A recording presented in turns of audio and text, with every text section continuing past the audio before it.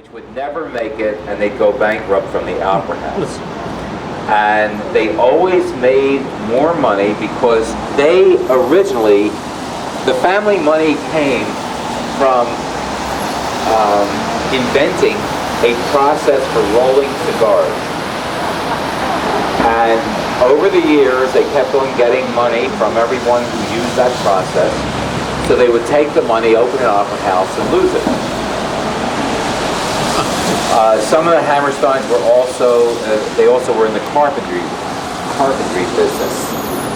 Anyway, Arthur Hammerstein opened up an opera house called Hammerstein's, and it lasted for about 2 years. But inside is beautiful Gothic architecture and beautiful Gothic stained glass, like church windows. Then it became a live theater, and then for many years was a videotaping facility. Now, videotaping facility, they took away the seats, except in the balcony, but they didn't change the structure of the theater. So when we were designating the Broadway theaters, I really wanted this to be included into the designation, even though it was not being used as a Broadway theater, but it still had all the elements of one. And it was a hard fight because the city didn't want to do it because it wasn't a Broadway theater, and we just convinced them that someday it might be. At least it'll be there if the demand. Okay, so it was designated a landmark. David Letterman is chosen to do the Late Show. And the very first thing he announces is he's moving to Los Angeles. And the city was very upset. And he wanted to move to Los Angeles because there were no TV studios large enough for the type of audience that he wanted.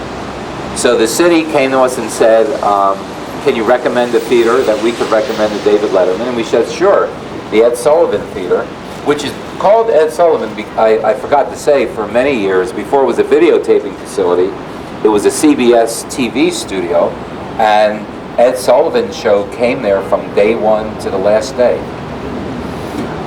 Anyway, so we said, sure, the Ed Sullivan Theater. So CBS looked over their old theater, and a deal was made that they could make changes to make it into a TV studio, which meant doing some things the Landmarks Preservation Commission was not happy with, or would not be happy with on the inside, but are necessary for TV, like punching holes and for lights and stuff like that. But basically, they did a beautiful job on the inside. And the deal was that they would not have to pay taxes, property tax, for 10 years. And then for the next 10 years, they pay increasing amount of taxes until after 20 years they're paying full tax. Also important is television uses a lot of electricity. And New York electricity is very expensive. It used to be the most expensive in the country, but we haven't had electric increases for a long time, and certainly California beats us out, but I don't know about other states. Anyway, it's expensive. But there's one source of cheap electricity, and that comes from from Niagara Falls. But only special customers get that electricity. And the city got this, and it's determined by the state of New York. And the city convinced the state that CBS in that building gets the cheap electricity. So when they built theaters in the 30s, you were never allowed, we never had the technology to build buildings over auditoriums. It was always illegal to build a building over the auditorium of a theater. But in order to make money, a lot of theaters would take the lobby space. First of all, they would build storefronts to bring in income, but they would also take the lobby space and build a tall building, an office building, over the lobby space. And that's what happened here. The lobby is a very long lobby, and over the lobby is office space, which presently David Letterman uses, as well as the mayor's office to get television and film to come to New York. They're also located there. And the Hello Deli that David Letterman uses is on the side street. And they very often, all he has to do is go like this, and the city will close 53rd Street without any problem. Notice on the marquee of the Broadway Theater, it says presented by Oprah Winfrey. That's a new marquee. 2 weeks ago, Oprah announced that she was going to give $1 million towards the development of the production, otherwise become one of the producers, to the tune of $1 million out of $8 million. And on the condition that her name go above it. So they had a choice of changing all of these colored purple signs to say Oprah Winfrey Presents, or just spending money for one sign on the marquee, which is the way they opted.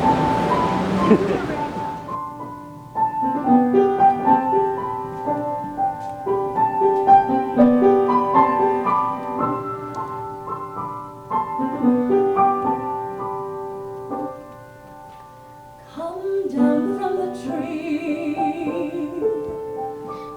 just open your arms and trust. You know in your heart that one of these days you must come down from the tree.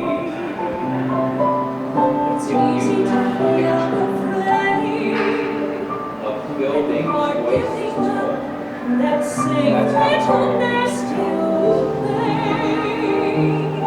When you have something so warm and familiar to cling to, your arms won't let go. You close your eyes in the dark, press your nose to the bark, and hold on. Yes, I know.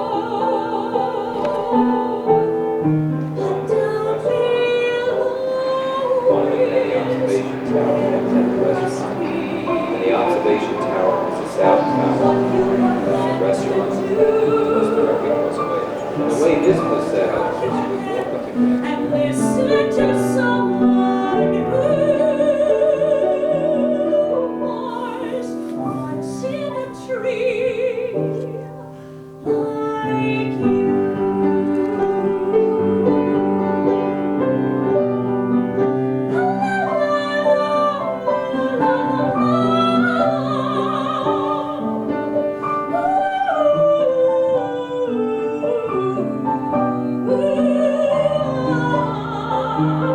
Soon you'll have someone so warm and familiar to cling to and love till you die. When your heart knows what it means, you must know where it leads. Leave the nest, learn to fly. And that's why I came down from my tree. And all that I held so dear, when I found my love, the rest of my life was clear. Come down from your tree. Come down.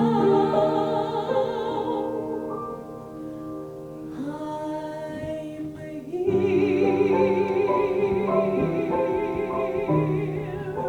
You know, I'm thinking of taking lessons, or who should I study with, all kinds of stuff I really couldn't help them out with, but they seemed to think that I was different than they were. But they were all extremely nice. They were very nice people, and it was a lot of fun. We did it for 2 days, and it was loads It of was a fun. very clever commercial. It was a It very was clever very, it thing. was fun. And I got, you were the star, really. The camera was on you, the whole commercial. So, But they didn't play it very often on the West Coast. Well, they didn't. I caught it one was night kind of late at night. It but was just a real promotional fun. thing of this. I forget the name of the line. Even something that Target carries. The most expensive address is if you live on the other side of the park on 5th Avenue, high up overlooking the park. The second most expensive address is Park Avenue. And this Central Park West, high up overlooking the park, would be number 3. Now, all of these apartments were built between, let's say, 1915 and the Depression. And they were generally built for Jews who were wealthy enough to live on Fifth Avenue but weren't allowed to live on Fifth Avenue because they were Jewish. So this is the more artistic side of Central Park, and that's the more corporate side of Fifth Avenue. Now, living in the brown building on the left, on the far corner, is Madonna. Now, generally speaking, the status is to live high up overlooking the park. But she doesn't even see the park from her apartment. She has two apartments that she combined into one, and her brother is an interior designer, and he designed the most fabulous Art Deco apartment. And that's where she lives, and right there is where she met her husband.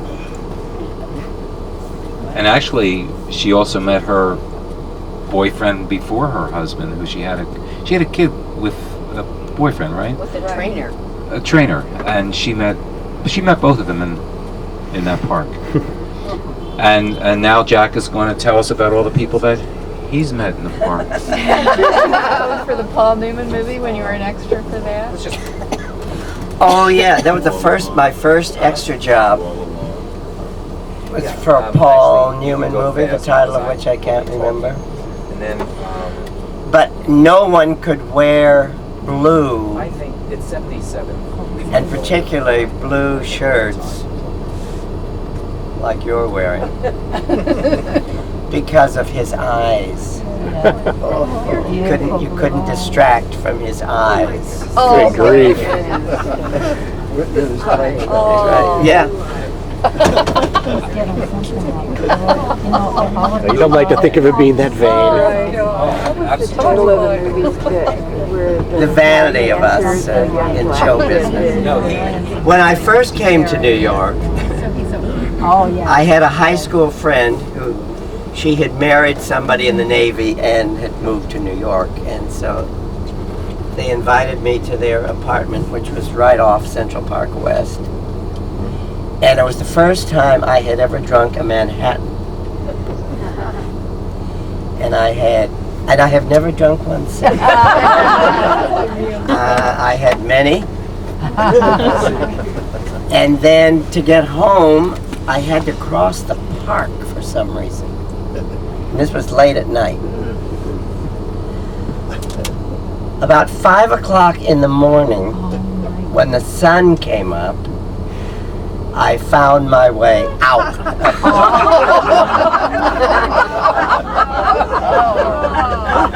Not only was I plastered, but I was lost. Easily. And it was dark, yes. But this was in the 50s, and you could walk in the park at night.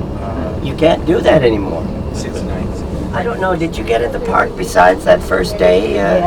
Well, not as part of the tour, but some of us did. Because it's a gorgeous place, it really is.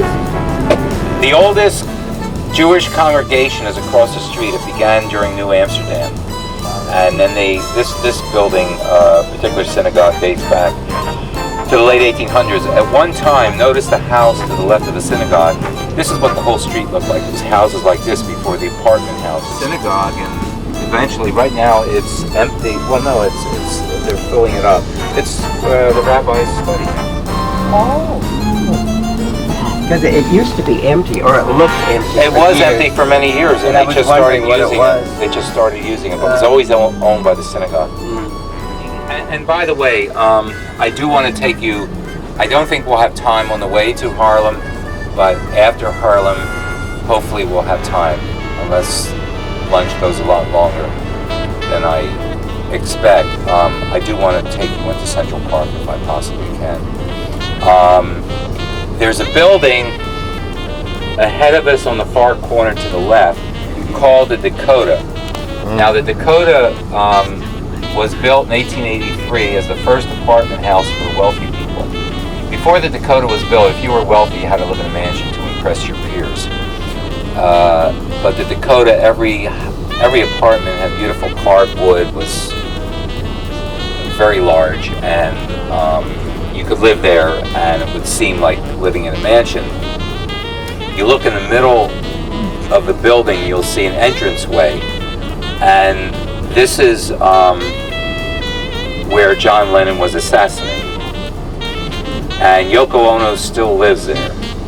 In fact, from my friends who were in the musical Lennon, it really sank because of Yoko Ono. She just had, it was like she was acting like Rosie O'Donnell was acting during, when Rosie O'Donnell was directing Taboo, she just, you know, Sarah was telling about Seussical, where there were too many people, decision makers. Well, sometimes it works the other way when there's one decision maker who doesn't listen to anyone else. And that happened with Seussical, and that happened with Lennon. And in Lennon's case, it was Yoko Ono.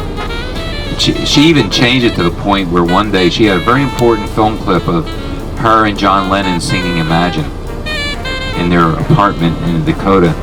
And some days she would just say, you can't use it. And that was the climax of the show, the last scene. So, and no one understood why she was changing her mind. So anyway, she still lives there. Roberta Flack was living there until recently. She bought a house in Harlem. Leonard Bernstein was living there when he died. Connie Chung and Maury Povich lived there. Rudolf Nureyev was living there when he died. And he died around, I don't know, more than 10 years ago. And that apartment, well, his estate has been in litigation since. Turn the corner, It's you just have the so- 2 balcony windows. That's his apartment. The next window's his apartment. The next window is his apartment. And then that's it. Then comes the next apartment.